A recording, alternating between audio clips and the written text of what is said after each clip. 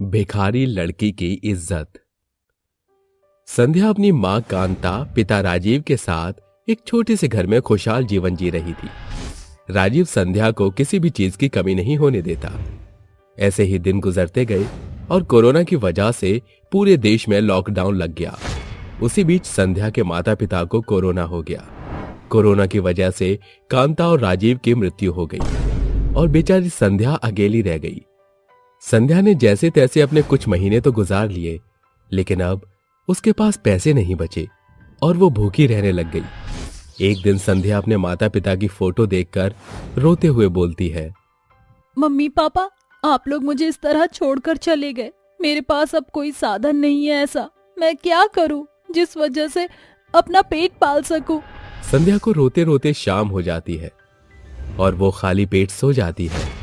आधी रात को जब उसकी आंख खुलती है तो उसको बहुत तेज भूख लगी होती है और भूखा पेट लिए पानी पीकर वो फिर से सोने की कोशिश करती है, लेकिन वो सो नहीं पाती और सोचती है, मैं पड़ोस में जाकर कुछ खाने को मांग लेती हूँ, क्या पता वह मुझे कुछ खाने को दे दे। इतना कहने के साथ ही वो अपने घर से निकल जाती है और अपने घर के कुछ दूरी पर जाकर दूसरे का दरवाजा खटखटाती है।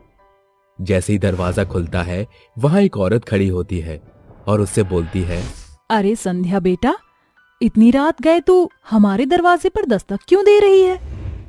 आंटी, मुझे बहुत भूख लग रही है। मेरे माँ बाबा नहीं है और मेरे पास पैसे भी नहीं है। प्लीज मुझे कुछ खाने को दे दीजिए। हे भगवान, पता नहीं कहाँ कहाँ से लोग आ जाते हैं। एक तो कोरोना की वजह से सब कुछ बंद है, काम धंधा सब चौपट है, ऊपर से ये और भीख मांगने आ गई मेरे पास। तभी उस औरत का पति पीछे से आवाज लगाते हुए बोलता है, अरे क्या हो गया भाग्यवान, कौन है इतनी रात को? अरे कोई नहीं, दरवाजे पर भिखारी आए हैं, रुकिए इनको कुछ दे देती हूँ। इतना कहकर वो औरत थोड़ा सा दाल चावल लेकर आती है और उसके हाथ में पकड़ा देती है और बोलती है, देख संध्या, आज तो मैं तुझे दे रही हूँ, लेकिन आगे से मेरे पास मत आना। तुझे तो पता है ना, लॉकडाउन लगा हुआ है, ऐसे में तो तुझे रोज रोज नहीं दे सकती कुछ भी खाने को। अरे खुद का परिवार तो पलता नहीं है, तुझे कहाँ से पालूं? आंटी जी, आप तो मम्मी जी की बहुत अच्छी दोस्त हैं, इसलिए मैं आपके पास आई थी। देख संध्या, दोस्ती अपनी जगह होती है। अगर तुझे ऐसे ही भीख मांगना है ना तो कहीं और जाकर मांगना, मेरे पास मत आना आगे से। हाँ। इतना कहकर वो औरत अपना दरवाजा बंद कर लेती है। वहीं बाहर बेचारी संध्या रोते हुए उस खाने को देखती है और खुद से बोलती है, काश मेरे पापा जिंदा होते तो मेरे साथ आज ऐसा ना हो रहा होता। बेचारी संध्या रोते हुए वो खाना खा लेती है और ऐसे ही अब कुछ महीने गुजर जाते हैं। संध्या अब लोगों से भीख मांगकर खाने लगी।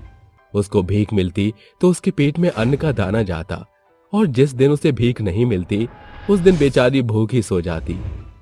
ऐसे ही अब कुछ दिन बीत गए और उसको 2 दिन से खाने को कुछ भी नहीं मिला और वो सोचती है, शायद मुझे कुछ काम करना चाहिए। कब तक मैं खुद के पेट के लिए यूं इस तरह भीख मांगकर खाया करूंगी? इतना सोचने के बाद वो 2 से 3 दुकानों में काम के लिए पता करने जाती है और उसके ज्यादा पढ़े लिखे न होने की वजह से दुकानदारों ने उसको नहीं रखा, लेकिन उसने हार नहीं मानी और वो फिर से हर घर में जाकर काम का पता करने लगी।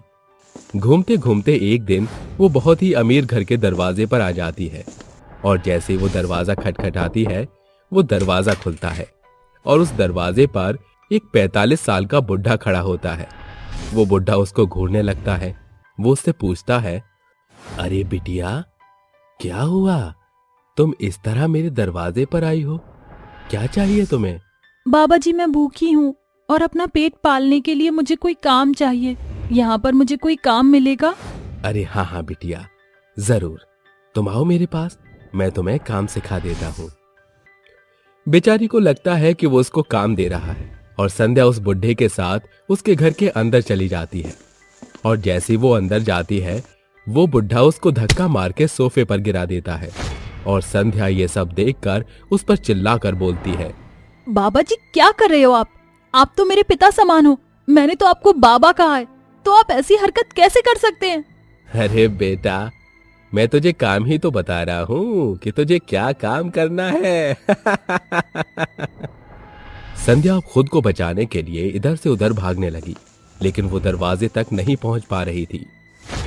वो बुढ़ा उसको बार बार पकड़ लेता। आखिरकार वो खिड़की के पास आ गई और वहीं से एक लड़का गुजर रहा था। उसकी नजर उस खिड़की के पास पहुंची। वो देखता है कि पीछे एक बुढ़ा उस लड़की को पीछे से पकड़े हुए है और वो लड़की चिल्ला रही होती है, बचाओ बचाओ, कोई है। ये सब वो लड़का देख रहा होता है। ये सब देखते ही उस लड़के ने तुरंत पुलिस को कॉल किया और वो लड़का उस बुढ़े के घर में आने की कोशिश करता है, लेकिन वो कामयाब नहीं हो पाया क्योंकि वो दरवाजा अंदर से बंद था और अब उस लड़के ने दरवाजा तोड़ दिया।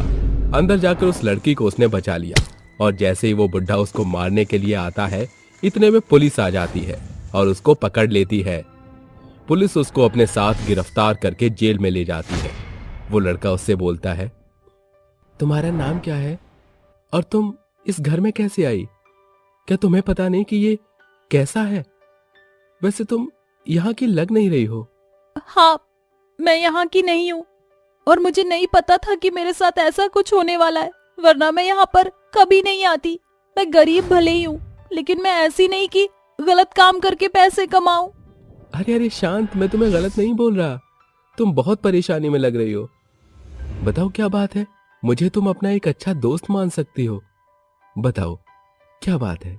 संध्या अब उस लड़के को सारी बात बता देती है और बातें बताने के दौरान वो रोने लगती है।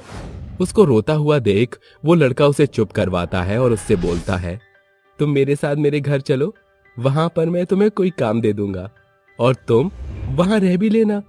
वहां तुम्हें किसी भी चीज की कमी नहीं होगी। इतना सुनने के बाद और देखने के बाद संध्या को उस लड़के पर इतना भरोसा हो गया था कि वो लड़का उसके साथ कुछ गलत नहीं करेगा और इसीलिए संध्या उसके साथ चल पड़ती है।